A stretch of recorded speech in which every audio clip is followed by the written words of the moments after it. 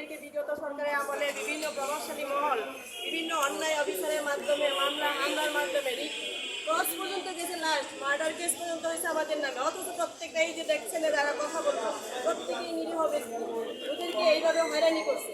আমি নিজে আমার 5 জন সদস্য আছে মুক্তিযোদ্ধা, কাগজপত্র আমি অফিসে জমা দিছি, কিন্তু আজও পর্যন্ত ওদের কাছে আমি কোনো রেসপন্স পাইনি।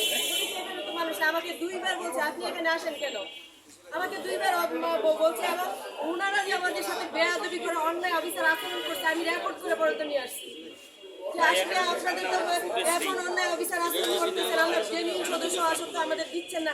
আদালতের রায় অনুযায়ী আমরা বৈধ, 275 জন সদস্যের পক্ষে রায় হয়েছে এবং অতীত থেকে এখনো পর্যন্ত ওই সদস্যরাই বৈধ, আমরা সেই সদস্য, অথচ আমরা ওখানে দাঁড়াইতে পারি না।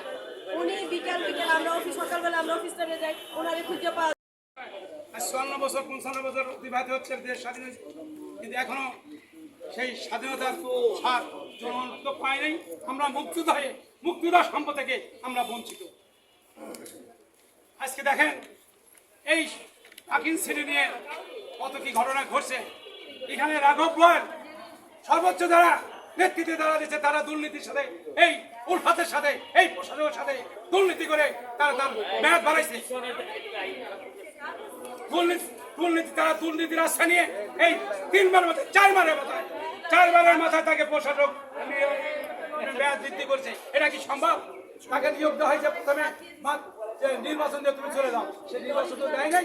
1 2 3 4বার মেয়াদে তাকে মেয়াদ বাড়ানো হয়েছে, বুঝছেন? এখন সে কি করতেছে? সে ফ্ল্যাট ভাড়া দেয়। সে বলছে যে এক মুক্তিযোদ্ধার ফ্ল্যাট বরাদ্দ দেওয়া 50 টাকা।